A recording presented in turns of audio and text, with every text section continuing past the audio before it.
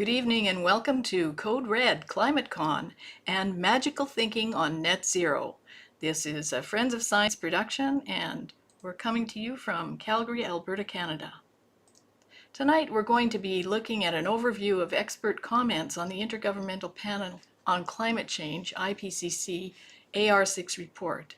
And I'm going to be your host for the evening. I'm Michelle Stirling. I am the Communications Manager for Friends of Science Society. So I'd like to welcome everybody. Thanks for tuning in tonight. This will also be recorded if you're unable to watch the whole presentation, and you'll be able to see it later. I'd like to thank my technical producer, Jay. I'd like to also thank our team, our volunteer team at Friends of Science Society. As I've said in the past, I may be the face of Friends of Science, but in fact behind me there's a large group of volunteers who work tirelessly to try and bring some common sense to the climate conversation.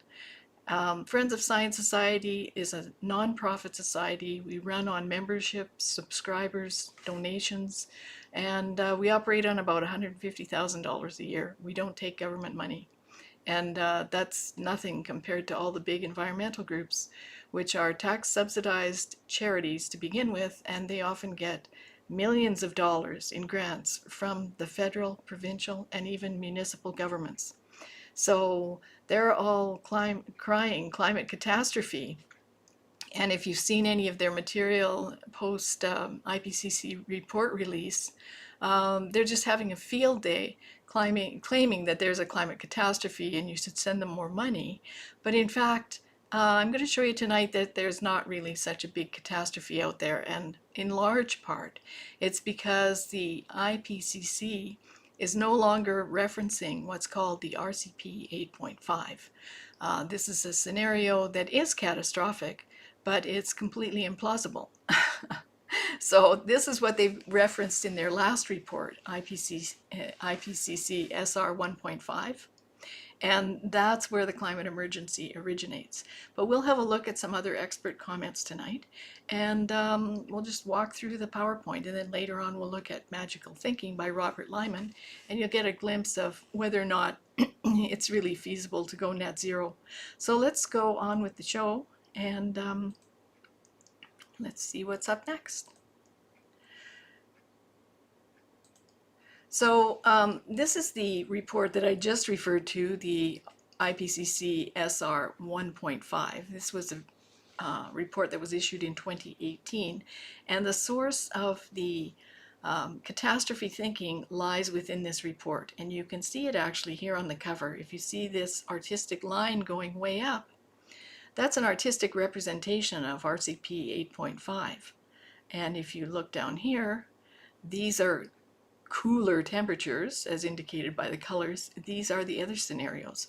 But these scenarios were never meant to be compared, and this is certainly not business as usual. We'll show you a proper graph later in this presentation.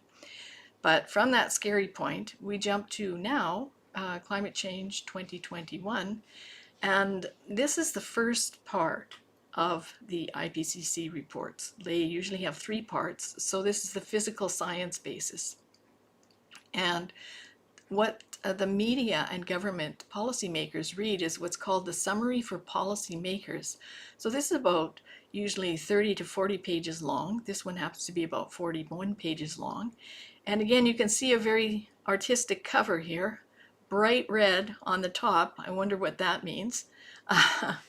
But the Summary for Policymakers is not really a scientific document, and I'll show you that in a few minutes. And what is said in the report is almost diametrically opposed to what was sent out in the press release that the press grabbed on. So this will give you an idea of how the Summary for Policymakers is made. This quote here is from a fellow named John Broome. He is the moral philosopher, one of 2 moral philosophers that the IPCC works with. And over here, you can see first, this is, pre-COVID, of course. They used to have a big meeting room like this with delegates from around the world. These were all political delegates. And close up, you can see this little screen here with a green line on it. So let's see what he describes. The whole idea of the approval session is extraordinary. Every single sentence of the summary for policymakers has to either be approved or rejected by delegates from governments. At the plenary meeting, the draft is projected on a screen, sentence by sentence, which you see here. As each sentence comes up, the chairman asks delegates for comments on it and proposed amendments. Delegates propose amendments, and the authors then consider whether they can be supported by the underlying main report. Well, of course, there's dozens of people who are part of writing the reports, so how many people are part of this consideration?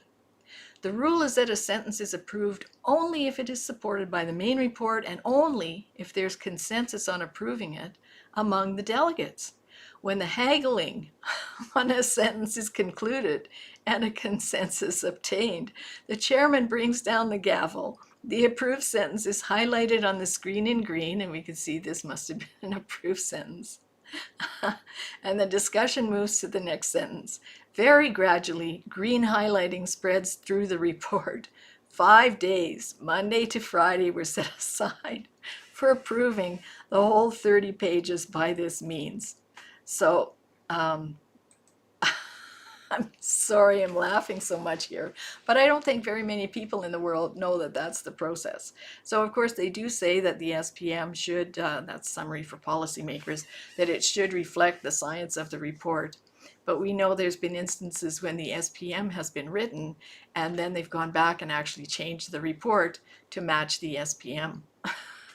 So that's not very sciencey, and it does give you an indication of how politicized the whole process of the IPCC is. But that's kind of the big opener here for tonight's show. So let's go on with the show and see what else we have here. Now, the IPCC in 2001 said, in climate research and modeling, we should recognize that we're dealing with a coupled, non-linear, chaotic system, and therefore that long-term prediction of future climate states is not possible. So when we say modeling here, people who are sort of in the know on climate things will understand that. But for those of you who may be kind of new to it, modeling refers to computer simulations. And these are designed by people, and people have subjective views on climate. They enter a phenomenal amount of material, statistics, whatever kind of weather and climate information that's available, and they're run on supercomputers. So it's a very advanced, process, and lots of very good people are involved in it. But of course, what you put in, that affects what comes out. And also many senior scientists in the world, like Freeman Dyson before he passed away, and Nakamura Motakama. Both of them have said that climate models are useful for understanding climate, but they're useless for predicting climate. And we'll just have a look at why and how complex this coupled nonlinear chaotic system is. So this is an example of a flow chart, if you like, an idea of a complex and chaotic climate forcing system. This was put together by Henri Masson. He's a complex chaotic systems expert. And it's just to give you a bit of an idea of all the many different factors that are involved in climate. And there are more, of course, but these will give you a sense of the greater drivers, forcings of climate. So you can see here atmospheric composition. This is where the issue of greenhouse gas emissions and carbon dioxide really comes in. But everything else, most of these things are not really within human control. Okay, here we do a lot of agriculture and deforestation. That's something that we affect. And of course our emissions to the atmosphere are affected. Um, so let's have a look and see. This is a representation of a carbon dioxide molecule, probably quite a bit bigger than it is. I'm joking, but this perhaps is how Greta sees it. But you have to ask yourself, climate, change your mind. Is it you? Is it really CO2? Here's Earth to scale, or not to scale, but we had to actually make it bigger so that you could see it. But this is like Earth and the sun. The sun is huge and it has tremendous effects on the Earth. Yet the IPCC AR6 says 100% of the warming since 1860 is human caused. So ask yourself this, really? If we consider this complex, chaotic system here, then carbon dioxide has a little place here, but just one little place. And even though human industrial emissions are significant, carbon dioxide is just one small element of this complex interplay.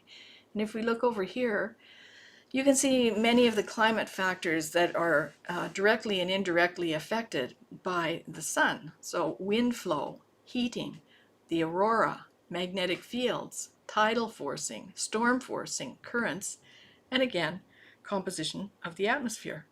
So which do you think is more influential on climate, the sun or carbon dioxide from human emissions, or these other natural factors, many of which, like for instance ocean currents, some of these factors have timescales of change of thousands of years, like 3,000 years. So we actually don't even have the data to know exactly what the consequences are of a change. Now, if you look in the long-term geological record, it shows no correlation between CO2 and warming. And so you may wonder, well, how can it be that the IPCC report doesn't reflect these things that I'm telling you? Well, Dr. Roger Higgs, who is a geologist, reviewed the list of IPCC scientists and found that they did not include geologists. So geologists study the 4.5 billion year history of Earth, and Earth scientists, geologists, geoscientists were the first climate change scientists, in fact.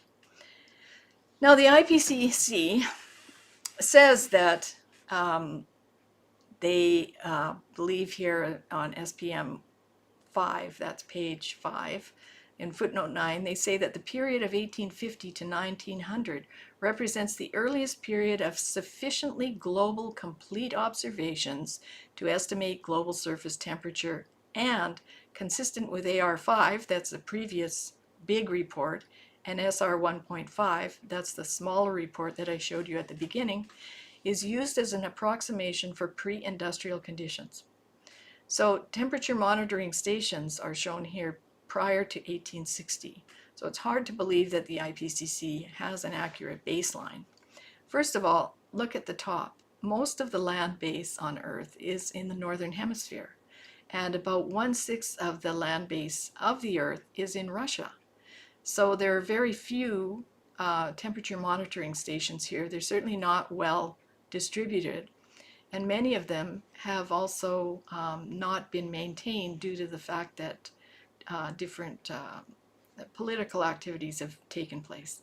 You can see that Africa, which is a huge continent, it's not well represented in this type of map, but it's a huge place, has almost no monitoring stations even to this day. It has very, very few. Also, you see the oceans. The oceans take up 71% of the world's surface, of the Earth's surface.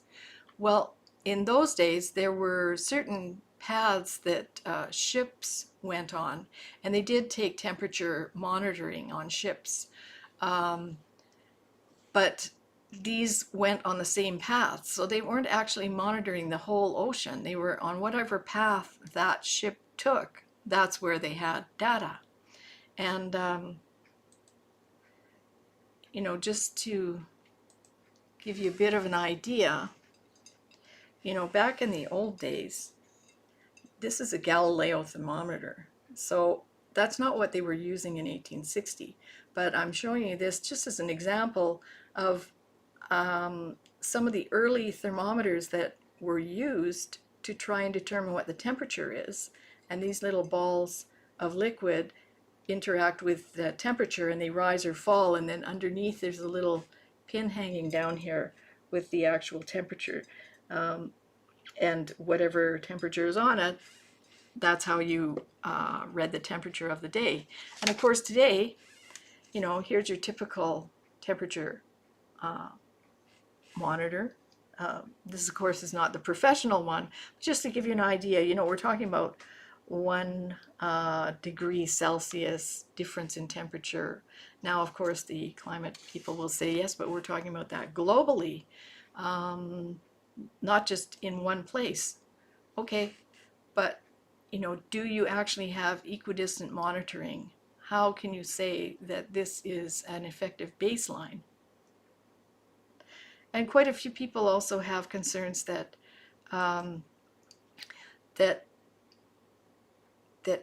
global average temperature is not really an effective measure of temperature. And we have a couple of pieces on our website. We have on YouTube, we have a session that follows the work of Dr. John Christie and Dr. Richard Lindzen. And I read one of their reports on global average temperature and why it's not a very effective way of dealing with climate. So have a look at that and see. Now, in response to the IPCC report, of course, Greta Thunberg tweeted out that according to the new report, the carbon budget gives us the best odds of staying below 1.5 degrees Celsius, runs out in less than 5.5 years. Oh, now we only have 5.5 years, but actually here's an adult. This is Ted Nordhaus, and he's talking about his uncle, William Nordhaus, and he says that the whole idea of the 2-degree target came from him. And he says, my uncle, the Yale University economist, William Nordhaus, is widely credited with being the first person to propose that climate policy should strive to limit anthropogenic global warming to 2 degrees above pre-industrial temperatures. He didn't arrive at that conclusion through any sort of elaborate climate modeling or cost-benefit analysis. Rather, he considered the very limited evidence of long-term climate variance available at that time, so that was about 40 years ago, and he concluded that a 2-degree increase would take global temperatures outside the range experienced by human societies for the previous several thousand years, and probably much longer. The standard was, by his own admission, arbitrary. So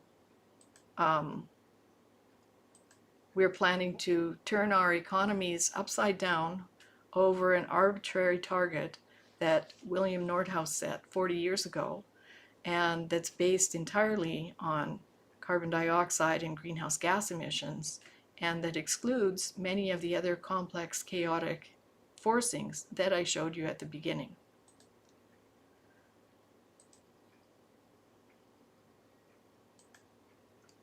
So, code red. We saw all these headlines. Climate change, IPCC report is code red for humanity. But that's what was said in the press release by the UN IPCC. That's not what it says in the SPM, the Summary for Policymakers. That's also not what it says in the full report. So Roger Pielke Jr. is a climate policy analyst, and he's been following IPCC doings for decades, and he's written a very good overview. He's got a several-part series coming out. I think parts 1 and 2 are only posted now, but he says how to understand the new IPCC report. Contrary to what you've been reading, the massive new IPCC report offers grounds for optimism on climate science and policy. Now, how do you make sense of that? How far has the media gone off the rails? So Roger Pielke Jr. thinks that this type of statement is not only is this wrong, it's irresponsible. Nowhere does the IPCC report say that billions of people are at immediate risk.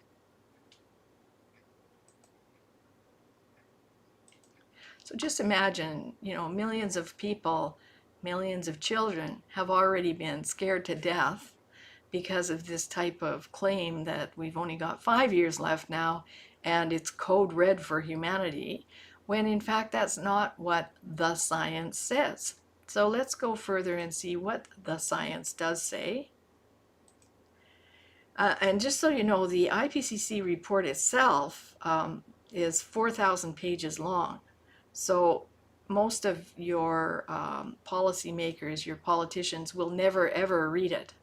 Doubtful that anyone in their departments read it. They only read that 40-page SPM that I showed you at the beginning that's written line by line with green highlighter and delegate agreement. So, we heard and saw many comments about catastrophes and extreme weather, and it's only going to get worse.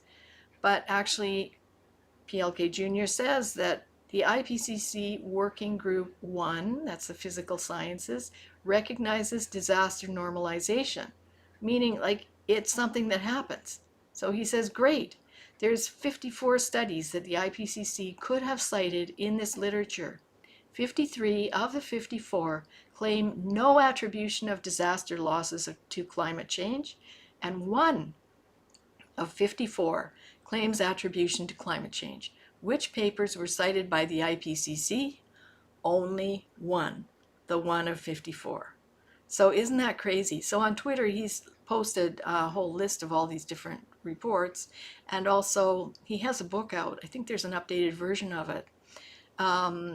And because he's been studying disasters for so long and quantifying the costs of them, he's often quite upset when the media go crazy over some kind of climate extreme weather event, and how it's all our fault and it's costing us way more than ever before.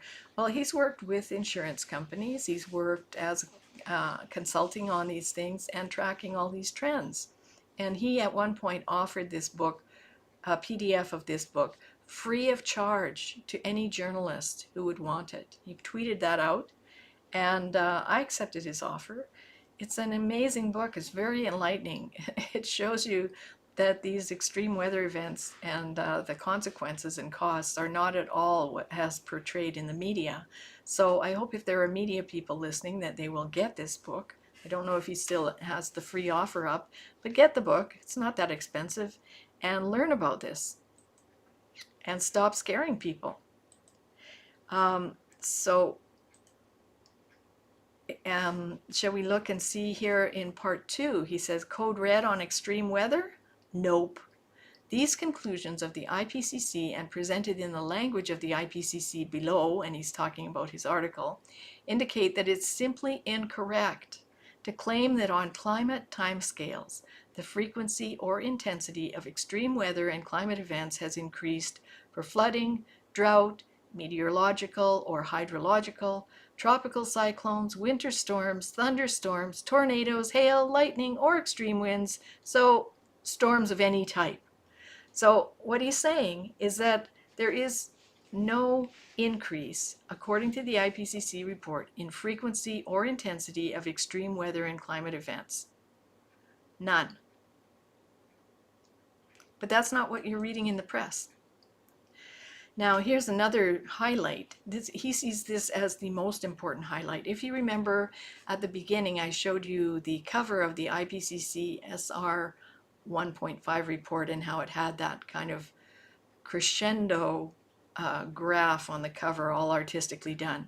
Well, that crescendo was to represent the RCP 8.5. So this is the most cited scenario and the least likely. In fact, it's implausible. So Pielke Jr. says this is huge news. Fantastic, in fact. Why? The extreme scenario, RCP 8.5, was in the most recent IPCC report identified as our most likely future. So that was in the IPCC SR 1.5, Special Report 1.5. Now, the IPCC has completely reversed that, and it's now considered low likelihood. So the climate emergency that never was is definitely over. It's over. There could not be a more profound change in the scenario foundation of climate science. Instead of apocalyptic warnings about immediate risk, a top-line message of this report, meaning the report that was just released, should be great news. The extreme scenario that the IPCC saw as most likely in 2013 is now judged to be low likelihood. And he says, I'm actually floored that this incredible change in such a short period of time apparently hasn't even been noticed, much less broadcast around the world.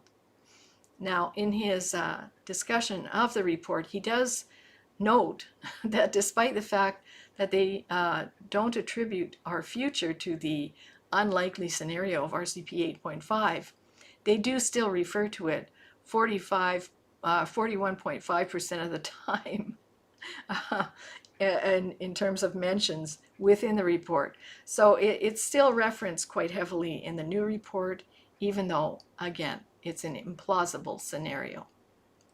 And by the way, with these scenarios, these were never meant to be considered as pathways to our new future. And these ones all have 3 billion less people in the world. So this concerns me a great deal because people may have misinterpreted that to mean that we should get rid of 3 billion people. I hope nobody did interpret it that way. These were designed simply for climate scientists to evaluate what things drove climate, not to give people any policy suggestions. So just to be clear on this, they're not to be compared, but they're compared all the time, or at least they have been up to this point in time. Here's Canada's Changing Climate Report. You can see here that they're comparing RCP 2.6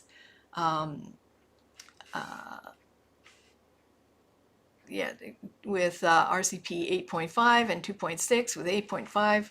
And you can see this beautiful colored red here to make everybody scared. This imagery is reused in Dr. Catherine Hayhoe's Alberta's Climate Future Report. This is our rebuttal to her.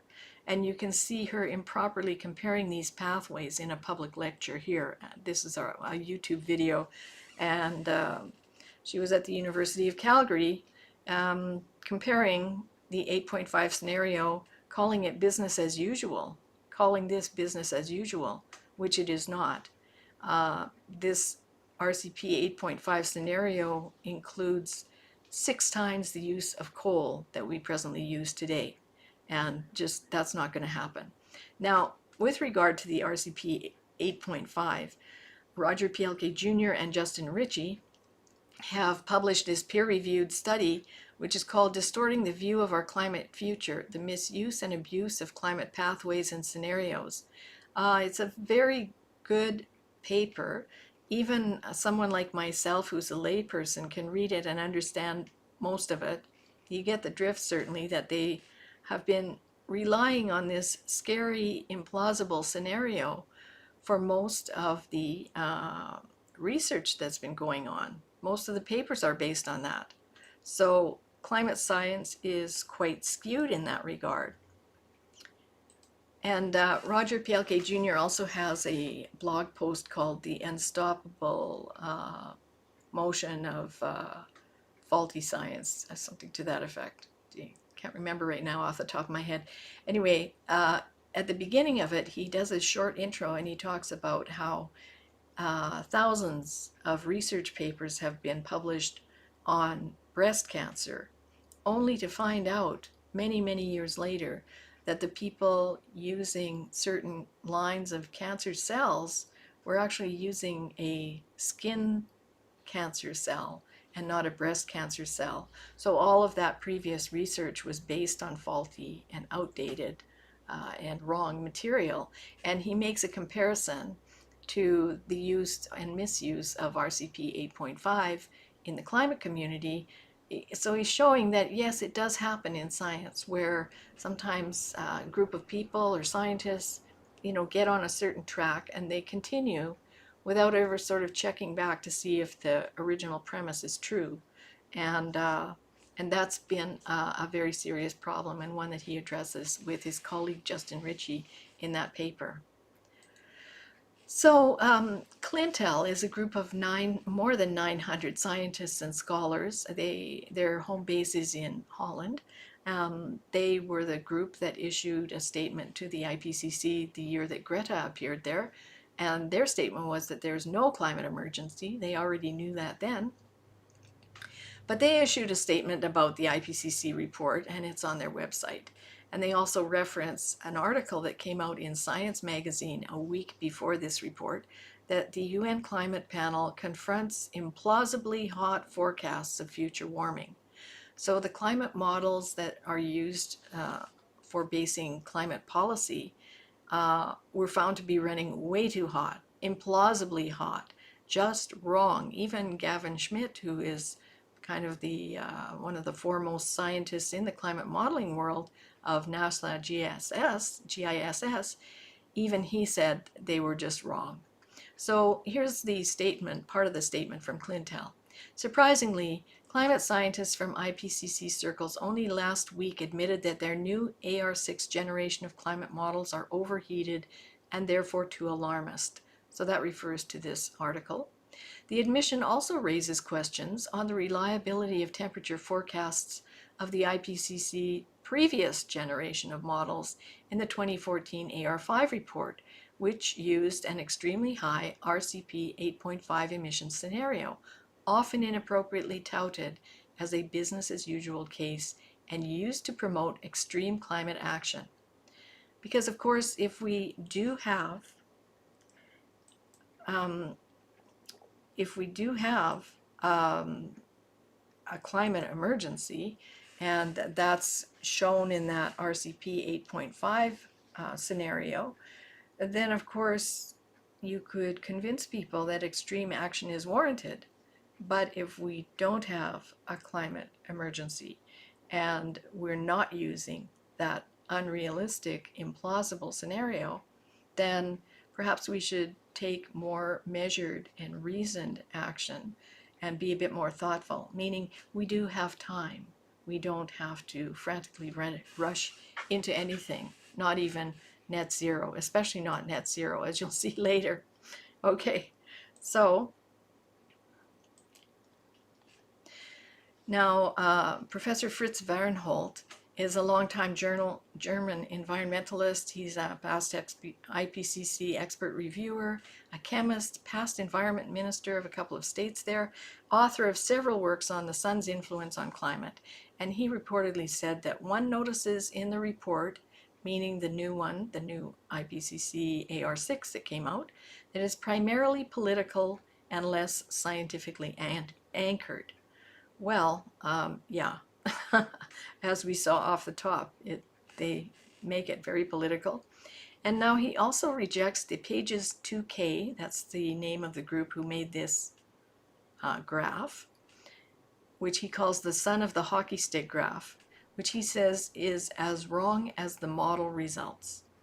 So it's interesting that now in 2021, we have this son of hockey stick, when in fact in the 1990 first assessment report of the IPCC, you can clearly see that they recognized that there were natural warming and cooling cycles in the recent past, some of them quite significant, as you can see here, and probably a clearer image of it would be this. So in the Holocene time, you can see that we've had warming optimums, and they called optimums because during that time civilization flourished, and they've been contrasted by these cold, dark periods where many times much of the value of civilization was lost. The cold, dark ages is a very mysterious period where a lot of human civilization simply vanished, and lots of questions about that time. So you see, we had the Roman optimum. That was when Hannibal crossed the Alps on elephants, and the Romans were quite meticulous about documenting things that they saw, and snow was not really part of the story then. The medieval warm period, when all the castles and cathedrals were built in Europe, was a time of great food abundance, so people had time and energy to go and do that otherwise useless kind of work. I don't mean to insult people who love the castles and the cathedrals, but I mean, if you're starving, you don't have time to go and build a cathedral or a castle. But if you have abundant food, you do. And then you see the modern warm period. And here also you see the extent of the thermometer record, this tiny little green line at the bottom. You can see that it's extremely limited. So when people say they know for sure, as they said in the report, that this is the warmest time in the past 140,000 years or something, lots of people in the world of earth sciences would question that. Now, Dr. Vahrenholt also questioned the IPCC claims that human causation is greater than natural influences. And he says the IPCC is on very thin ice with this. It assumes rock solid that 100% of the warming since 1850 is man-made. All natural climate factors, which must have worked in former times because the pre-industrial climate changed also significantly, must have been switched off today by a magic hand. How does that work?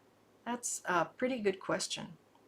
And you can see this is one of the books that he authored with Sebastian Lenning, and he talks about how solar influence precludes the climate catastrophe caused by humans. Now there's also a group out of Belgium, and they're behind the blog called Science, Climate, and Energy. And they were scathing in their review, writing that despite 14,000 references in the IPCC report, there's no mention of the Dansgaard-Oeschger events. They explain that these periods of extreme warming with increases of over 8 degrees Celsius in 40 to 50 years. Does that seem like a little to you? Note that currently the temperature change has been plus 0.14 degrees Celsius per decade since January 1979. That means 1/100th of a degree Celsius per year, and the current increase is therefore 7/10ths of a degree Celsius in 50 years, which is more than 10 times lower than a Dansgaard-Oeschger event. And you can see these events here, these extreme changes in temperature.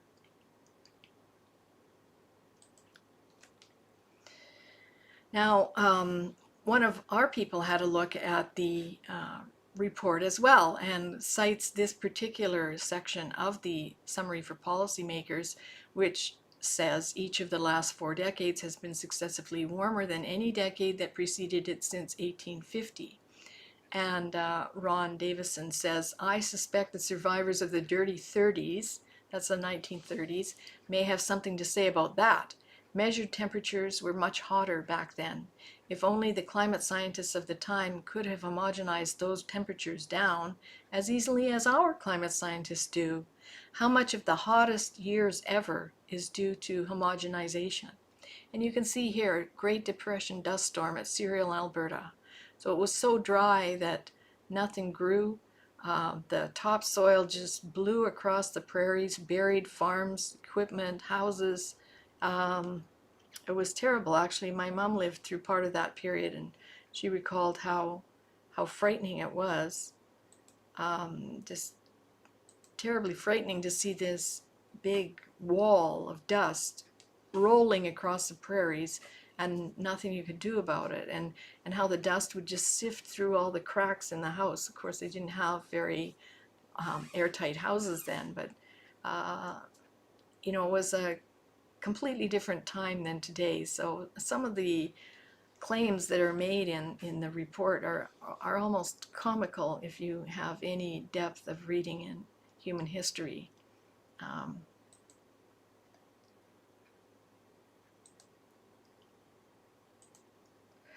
And sea level rise is also an issue that's mentioned there, but they claim that this is going to be a problem over the next few years. But look what sea level rise was in the past. 400-foot rise already experienced, and many times what is not mentioned is that properties on the coast suffer from land subsidence or coastal erosion, and that's more often the factor in what seems to be sea level rise. It's actually the land sinking or the coast being eroded. And of course, this was not mentioned either. In part B 5.1, it says that past greenhouse gas emissions since 1750 have committed the global ocean to future warming, and they have high confidence in that. Over the rest of the 21st century, likely ocean warming ranges from 2 to 4 to 4 to 8 times the 1971 to 2018 change.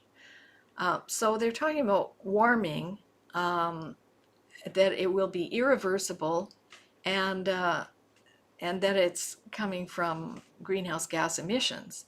But in fact, if we look at the work of Professor Fritz Vahrenholt, he talks about geothermal submarine activity.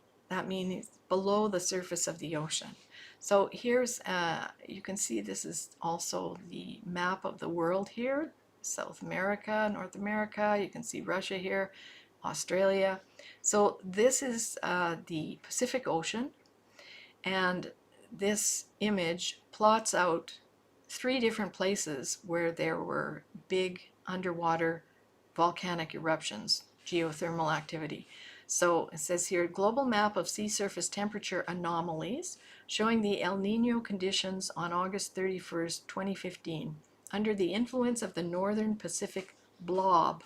So that's a hot spot that was in the Northern Pacific Ocean. And many people claimed that it was caused by human-caused climate change. And this was further exacerbated by May 25th, 2015, the Wolf eruption with lava flows into the sea. So that's over here off the coast of South America. The locations of the Nishino-shima, Hunga, and Wolf volcanoes are shown here. So Nishino-shima was over here by Japan, of course. The severe contraction of Arctic sea ice in the North Pacific compared to the North Atlantic and the cold water upwelling in the Northwest Pacific can also be explained by the sea surface temperature distribution. So you have this extremely hot lava flows under the ocean that's superheating the water. Now, based on various patterns of streams flowing through the ocean, Professor Yim believes that this affects Arctic sea ice. So here he talks about the blob. The blob was created by natural submarine volcanic activity. 3 blobs of warm water seen off the North American coast, ranging from Alaska to Mexico, dated September 1st, 2014, can be explained by pulses of eruption activity transporting the warmer superficial waters to these locations. Because of the existence of warmer superficial seawater in the northern hemisphere, cooler waters from the southern hemisphere were drawn northwards. Excuse me. This may help to account for the observed contraction of Arctic Ocean sea ice and the expansion of Antarctic Ocean sea ice. The timing of the volcanic eruption and the blob is therefore close to perfect. In conclusion, the warm sea surface temperature observed in the blob was initially caused by the submarine eruption of the Nishino-shima volcano. So this is posted on our blog. You can have a look at the whole thing. The link is here. Pardon me. But there's no mention of that in the report. So, people have to understand that the mandate of the IPCC is to examine the causes of human-caused climate change, not all causes.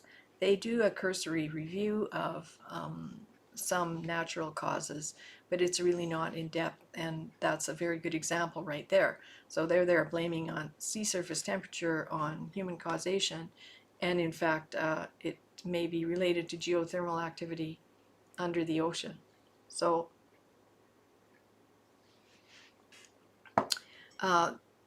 it's really time that we had a more fulsome discussion about the natural factors. And one of the reports that we did, this report rebuts the Canadian government's report. It didn't get a lot of distribution at the time, but you might want to look through it and see, because we do present the various natural factors that we believe are more influential in climate change than greenhouse gas emissions. Now, you may wonder why the RCP 8.5 became so popular. Well, funnily enough,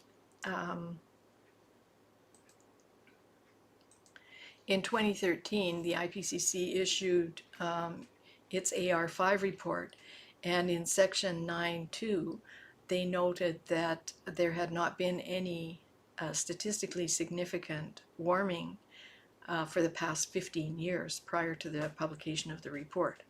And that situation continued for quite some time until there was an El Nino.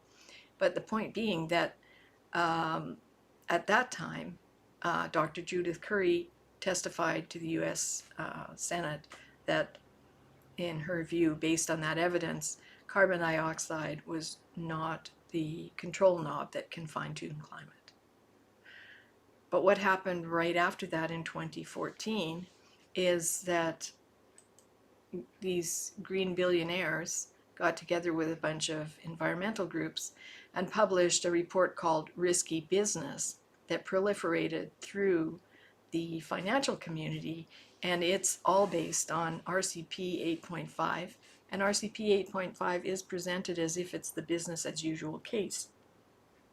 So that's probably why we see people like Mark Carney and Michael Bloomberg running around the world trying to tell oil companies that they can't produce oil anymore, or they'll go bankrupt under the new regime of net zero. And you know, that all the climate activists are saying, see, climate change, you're killing the world, we're going to sue you out of existence. It's all based on this faulty RCP 8.5. And these people have commercial interests because they are what we call green billionaires. And so that report should probably be sidelined. Not to mention, there are other scientists who, in the meantime, have spoken up and said why setting a climate deadline is dangerous. And these are very well-respected scientists and economists. And they requested at the time that the IPCC special report, and that was the 1.5 report that I showed you at the very beginning, and that was the one that was also based on RCP 8.5, but they had requested that they speak up and calm people down, calm down people like Greta and children, you know, because there's no deadline, there's no end of the world cliff, and setting a climate deadline is very dangerous because it drives poorly thought out policies. And this other group of people who are primarily professional accountants have written this peer-reviewed paper for the business community, trying to explain to them that climate models are not robust enough to actually do what businesses and banks are trying to do. They're trying to forecast the climate risk based on climate models. And you just can't do that. They're not robust enough. There's too many variables. We saw at the beginning in that chart that Henri Masson had done with all the different factors intertwined and driving each other in a dynamic but chaotic fashion. These kinds of elements cannot be captured in a climate model. There's just way too many of them and too many uncertainties. So, and the models were not meant to be used for that purpose. So I think it's something that people should take up with the business community, because you know, they're turning the world upside down in the finance community when here are the takeaways. There's no climate emergency. The RCP 8.5 is the least likely scenario, even though it's probably the most cited. There's no increased trend in extreme weather events. Natural factors in climate have not been properly considered. Climate models run too hot. Climate policies like carbon taxes are too hot and too high as well. And why? Because the economic models used to set climate policies and carbon taxes, they are calibrated to the climate models. So if the models are too hot, well, so are your carbon taxes. So if they're 3 times too hot, based on observed temperatures, then your carbon taxes are also 3 times too high. And the IPCC claims to be policy neutral, but officials are publicly pursuing net zero, which is not supported by the evidence, nor is it possible. So let's look at that now. Magical thinking on net zero. So I do have a musical unicorn, but I couldn't find it. But I do have my magic wand with me. So that's what you need to make net zero happen. You need a magic wand, or you need quite a few unicorns, because as you'll see, in reality, net zero is not possible and it's not desirable. Now we're going to go through a report written by Robert Lyman. He has 27 years experience in federal public service in Canada. He was a diplomat for Canada for 10 years. He's worked on the greenhouse gas file most of his career, and he's very practical and down to earth. He's not an activist. He's not politically aligned with anyone. And he's very straightforward in his assessments. So I hope that people will accept some of his reasoned arguments about net zero. Let's have a look at the report. So net zero is not really possible. Not by 2050, that's for sure. And you can see in this chart here that in the era of climate diplomacy, global fossil fuel consumption has increased by 57%. And this is only up to 2017, but it did continue after that. There was a small blip down during COVID, but it's back up and booming. So you can see that to reduce global fossil fuel use by 90% by 2050 requires the reduction of 1 million tons of oil equivalent energy every day until 2050. And what is that 1 million tons of oil equivalent energy? Do you think that these can be made in short order, any of these? So these would have to be replacing an equivalent amount of fossil fuels every day. So Robert writes, achieving net zero for an entire economy would face insuperable technical and cost barriers.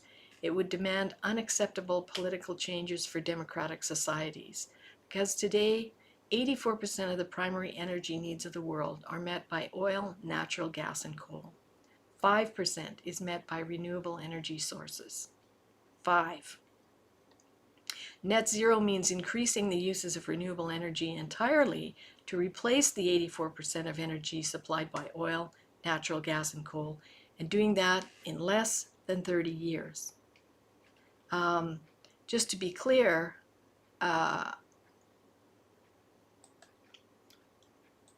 most facilities like nuclear plants, hydro dams, natural gas plants, if you are going to be allowed to use them, they have a what's called a horizon of 20 to 30 years, sometimes longer, of course, if there's problems with construction. But that would mean like a Site C dam or Muskrat Falls would take 20 to 30 years from beginning to end. So that's just for one.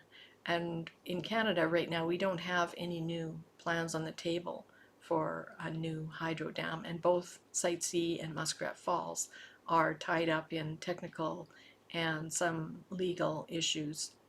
And just to put this in a bit of a framework, the present electric vehicle policy in Canada would require 8 to 10 new power generation plants like Site C Dam or Muskrat Falls. 8 to 10 of them. And there's not one on the table yet. They cost billions of dollars. You need investors, and that money ultimately ends up also coming from the consumer, because you are the one who ends up paying for the new facilities.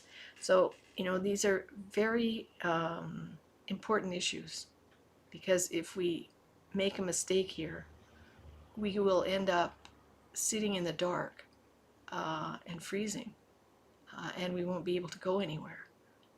These are policies and decisions that actually could collapse society.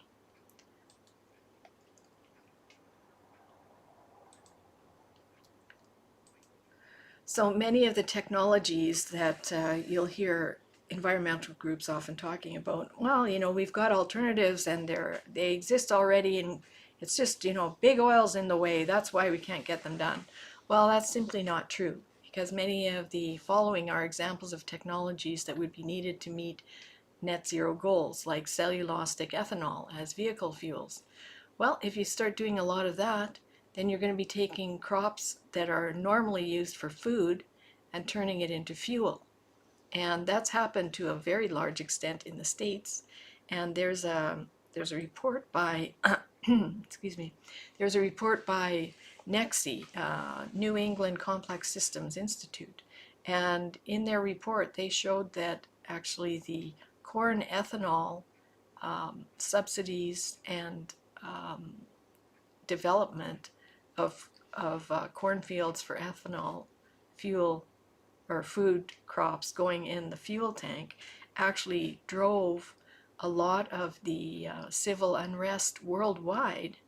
And that might sound pretty crazy, but the poor of the world generally rely on corn as a staple part of their diet.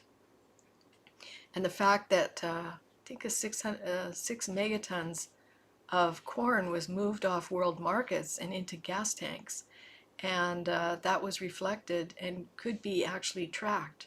They actually have a graph showing where they could predict, based on world food prices, where the next civil unrest would happen, and they tie it directly to these subsidies and the corn ethanol issue.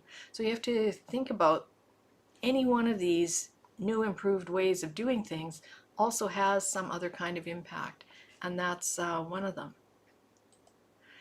So electrification of long-distance trucks or semis. Well, this is everybody's dream if they could electrify all the trucks. And recently we saw that Nikola came out with a truck that they claimed, big semi-truck that they claimed was electric or hydrogen-based. I can't remember actually at this time.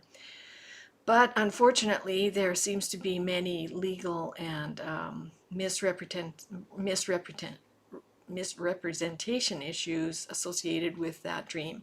And again, it's not market ready. You know, they were promoting something, they had a good idea, maybe it will happen one day, but these kinds of ideas appear to drive venture capital markets a lot, but then that's accepted as policy by people in government when it's not quite ready. The electrification of commercial aircraft. There is a small light plane that does have electric motive power. But the problem with electrification of commercial aircraft is that the battery weighs as much as it weighs when it's full of power as when it's empty of power.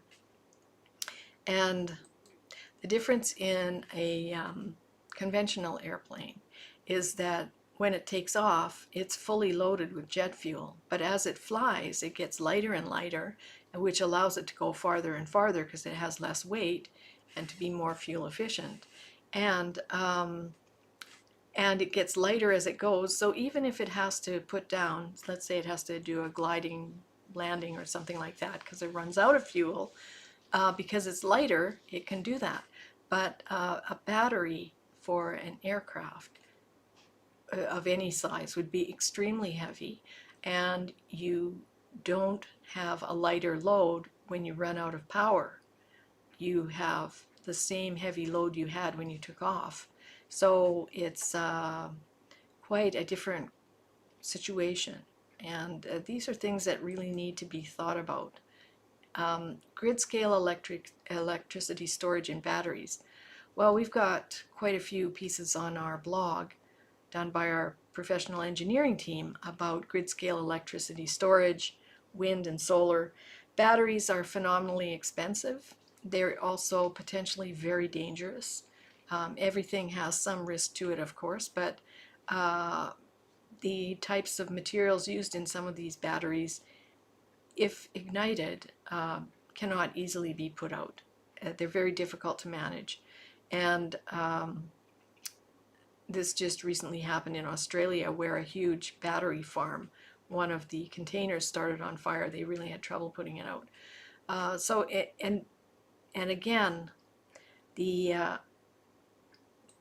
batteries, even though they're huge, even though they're quite expensive, the actual time that they can perform, even when they're fully charged, is extremely limited in terms of the actual power that society needs. So you're not going to be able to run society off grid scale batteries for longer than a few minutes or perhaps a couple of hours, and in a very specific location, a very specific application. So again, one day perhaps we'll have excellent batteries, but right now it's not going to solve the issues related to the demand for net zero. Hydrogen produced from renewables. Well, this is a big challenge. The challenges are twofold. One, hydrogen, when you produce it, you lose energy because it's the smallest molecule. It's quite volatile. It can embrittle metal and escape. And while escaping, just the static electricity can ignite it and cause it to explode. It has a very powerful blast range of about a football field. And it is widely used in industry, but there are very specific instrumental monitoring situations there, and people are well trained. So hydrogen moving into the civilian market is a very risky thing. On top of that, if you're going to produce it from renewables, there are many questions about how that's possible to be done. The idea is that large wind farms would run some kind of an electrolysis process to produce hydrogen. The problem, of course, again, is wind is intermittent, and this is a manufacturing process. Most processes like that cannot be interrupted. So what's going to be the backup? So it's, again, maybe one day it will work, but it's not something that we should be planning on now, especially if we think it's going to take us, going to take over in the next 20, 30 years. I'm not even sure if there's a pilot project that shows that this can happen. Large-scale tidal power. Again, there are specific locations where tidal power is useful, but like almost all energy sources, it doesn't work everywhere, and it has extreme limitations. So, like for instance, we're not going to be getting tidal power from the BC west coast to Alberta because there's an extreme loss of power over long transmission lines. So, it can only be a regional option. And BC already has fantastic hydro dams. So why would you do that? The production of petrochemical products without hydrocarbon feedstocks. Again, this is possible. It's a chemical process, but on what scale? Like for instance, in the CBC documentary called co-production called The Tipping Point, Age of the Oil Sands, there was a Silicon Valley billionaire, Vinod Khosla, I believe it was, and his plan at the time was that he would have some kind of ethanol produced in a lab, a biofuel produced in a lab to replace gasoline in North America. Huge market, huge potential market. I think the company is called Amyris. But, they toured the factory and they show how these automated robots are picking and choosing the yeast that's producing the basis for this fuel. And they showed a big beaker, of the fuel that they'd made. But there's an article in MIT about a year later saying that they pulled out of the biofuel business because the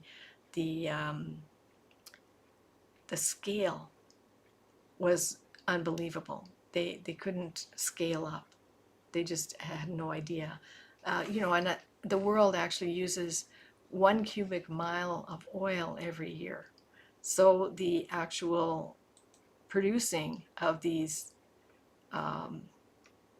petrochemical products without hydrocarbon feedstocks is really a big challenge. It's not impossible to do, but again, cost benefit. And the recovery of carbon dioxide from the atmosphere. Well, there's a couple of different options there. One is like sucking carbon dioxide from the atmosphere. Carbon dioxide is a gas, it's quite diffuse, so that requires a lot of energy to capture a small amount of carbon dioxide.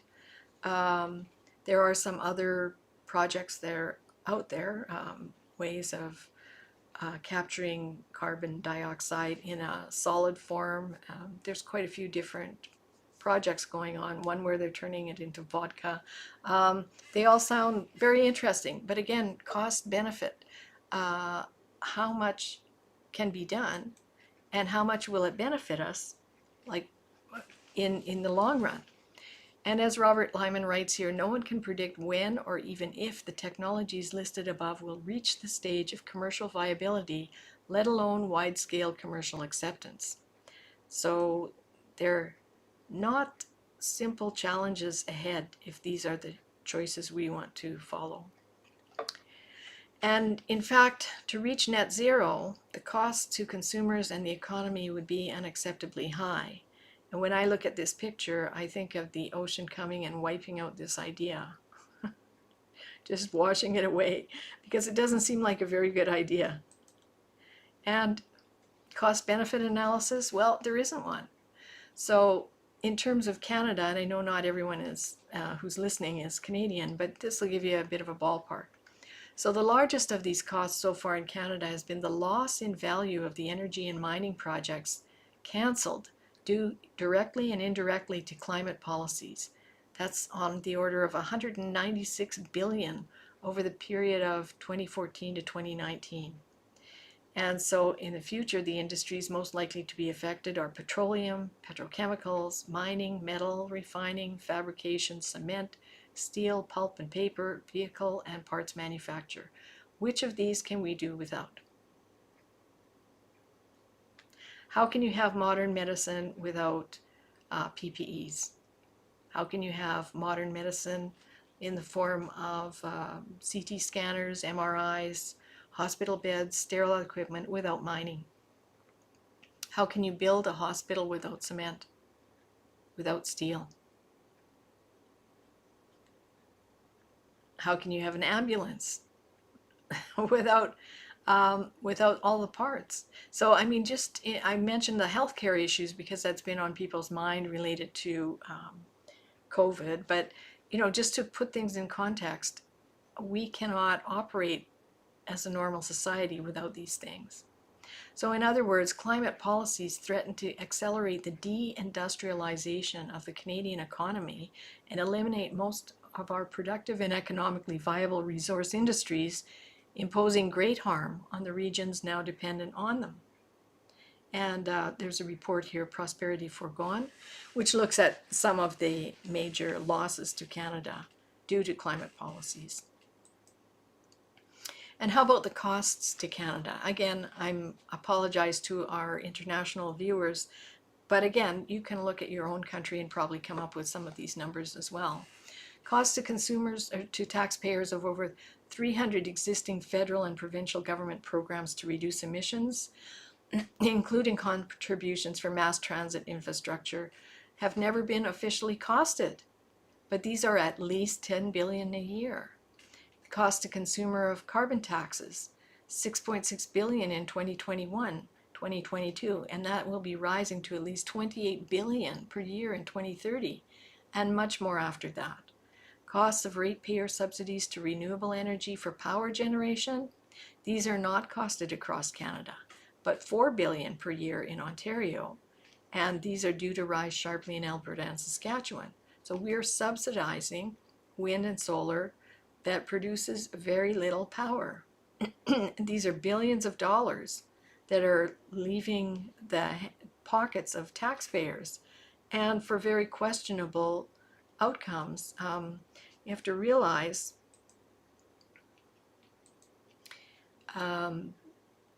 China emits in a month about what Canada emits in a year and a half. So whatever reductions we make in Canada are meaningless. They're nothing. They will be quickly overtaken by a very aggressive competitor nation. So that's where manufacturing has moved to, and we should continue to deindustrialize Canada? For what? It's kind of virtue signaling with no benefit to any of us, and certainly not to our children. So the cost of pipeline restrictions on market access for Canadian oil producers is $14 billion. The cost of energy and mining projects cancelled due directly or indirectly to climate policies, $196 billion from 2014 to 2019. And foregone investment in Canadian hydrocarbon industry due to climate policy, there's no authoritative estimate, but probably in the range of $100 billion per year.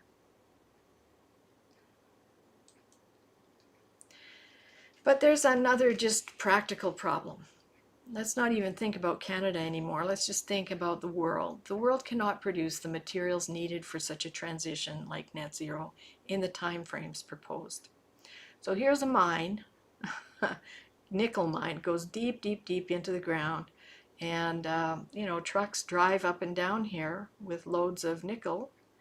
And some, I understand, are electric or electric diesel combinations. But still, this mine had to be cut from the ground. And that takes a lot of fossil fuel energy to create a mine and then subsequently to process the minerals. So in a May 2021 International Agency report entitled The Role of Critical Minerals in the Clean Energy Transition, they projected that demand for key minerals like lithium, graphite, nickel, and rare earth minerals would explode, rising by 4,200%, 2,500%, 1,900%, and 700% respectively by 2040. So that's for these minerals. So it sounds great for investors, right? If you were invested in that, wow, we're going to make so much money. But the world doesn't have the capacity to meet this kind of demand. And there's no plans to fund and build the necessary mines and refineries. And again, you should note it takes at least 16 years to get a mine from discovery to operational status and production. And all mining requires significant fossil fuels for operations. So in fact, fossil fuel use and production would go up to meet this demand.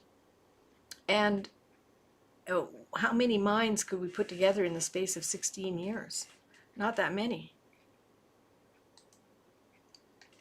So the costs and changes in standards of living involved would not be accepted by Western countries under democratic systems of government. And I just wanted to bring your attention to this part of the United Nations Charter.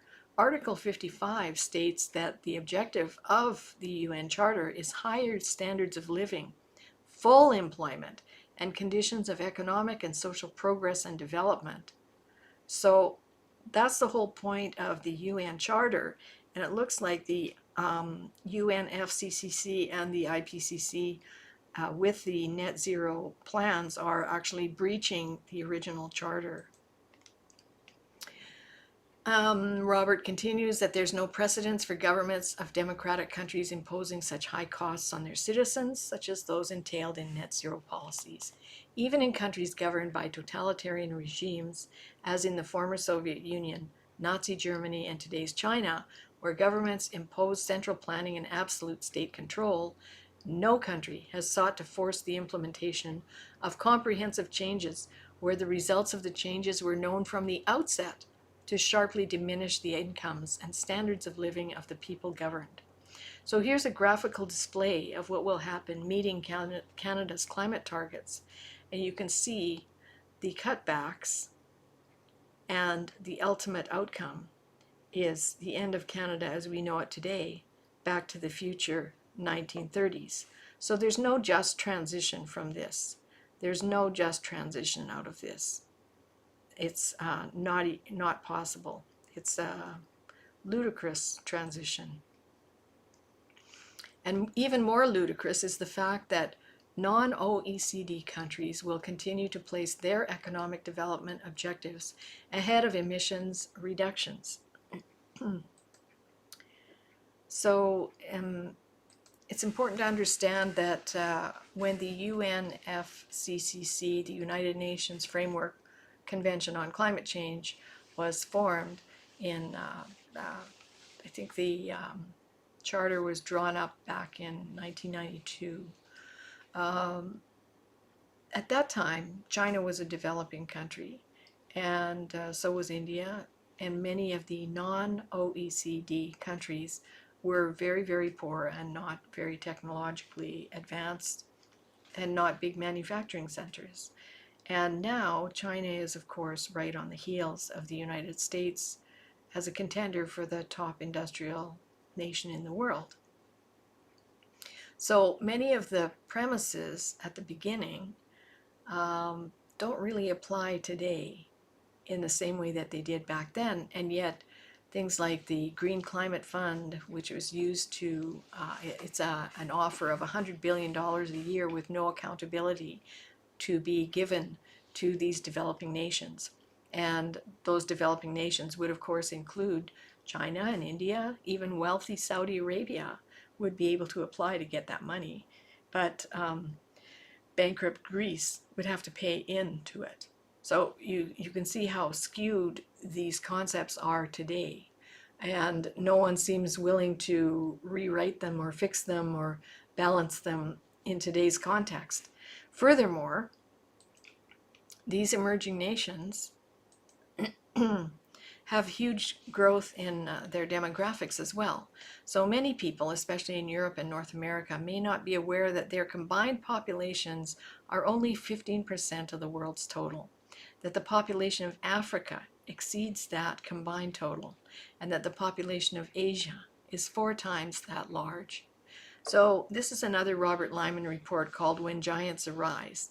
And the reality is that these emerging nations, they want to have the same kind of life that we have, and they want to build a comfortable society, and ultimately they don't really care about climate change. They're not freaked out like the West is. So Robert continues, by 2050 the world population is projected to grow by more than 2 billion people. All of that growth will occur in Asia and Africa, which by 2050 will hold 80% of the world's population. The emerging markets, the E7, like Brazil, India, China, Turkey, could grow around twice as fast as advanced economies on average. And the billions of people living in those regions cannot and will not be constrained from making sensible economic choices by climate policy preferences of those in the West who already enjoy high incomes and living standards. Like, they really won't care. And as he writes, the global dog will not be wagged by the ever smaller G7 tail.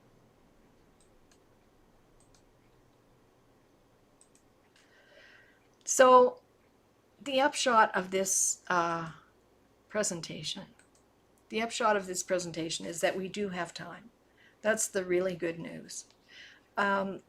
The upshot of this presentation is also not that we should do nothing about climate or the environment. That's absurd. We should continue to evaluate our impact on climate change, because humans do have an effect. Some of the things that are not discussed in the IPCC report is work by Roger Pielke Sr., the father of Roger Pielke Jr., who's done a lot of work with his team on land use, water diversion, and deforestation and agriculture, and how that affects climate change, particularly on regional scales.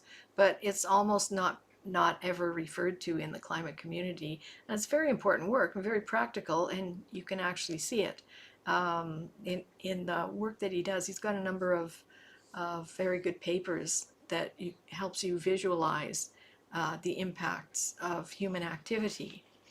So we should continue to research our impact on climate change, of course, and we should continue to improve the environment, reduce our environmental footprint.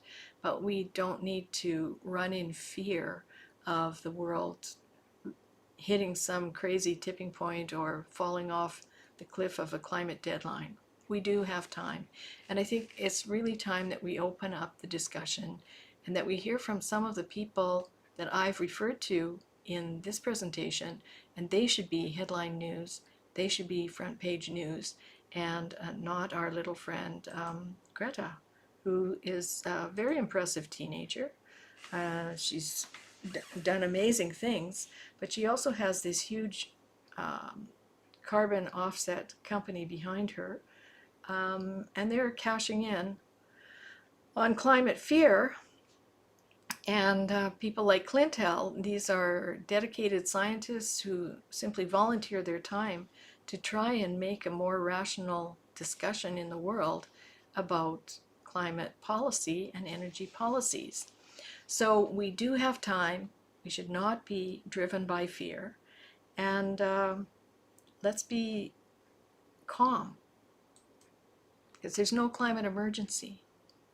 And maybe climate, change your mind. Is it you? Is it really CO2? Thank you very much for listening into our presentation tonight. If you'd like, you can help us out by donating or becoming a member. Friends of Science is an independent group of Earth, atmospheric, and solar scientists, engineers, and citizens. We're celebrating our 19th year of offering climate science insights. And after a thorough review of broad spectrum of literature on climate change, Friends of Science Society has concluded that the sun is the main driver of climate change and not carbon dioxide. So I'd like to thank you all for joining us. I'd like to thank my technical producer, Jay. I'd like to thank our board of directors and our team at Friends of Science. I'm also very grateful to the folks at Clintel. They're a constant source of inspiration, and they're doing a lot of really good work there. I hope you go to their website and have a look at the World Climate Declaration and see how they view the natural factors affecting climate. We've got lots of climate science on our main website. We also have a bilingual, youth-oriented, plain language website called climatechange101.ca. We're active also on YouTube, of course, on Twitter, on Facebook, on LinkedIn, Instagram, and we have a great blog with all kinds of contributors. And for those of you who are interested in paleoclimatology, we have a 3-part video series on our blog hosted by Tom Gallagher. So these are quite long and quite scientific technical pieces, but those who are in the sciences and even those who are not, you learn quite a bit about the long-term changes in climate and the paleoclimatology of the Earth, which really helps set perspective on some of the fears of today.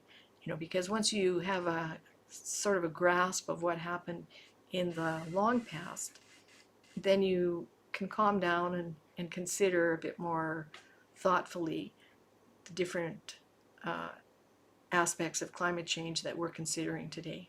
So again, thank you very much. I just did want to mention, I don't think that Roger Pielke Jr. agrees with our point of view on climate. And I wanted to mention that, that's okay, because we should be thinking of climate diversity is our strength. I would say that even some of the people I cited earlier, like Professor Fritz Vahrenholt, he does have concerns about carbon emissions, but he also says we do have time. So, there's quite a spectrum of views on climate change and on human impacts on climate. And, we are in a time of diversity, and I think that one of the main focuses of the public discussion these days should be that climate diversity is our strength.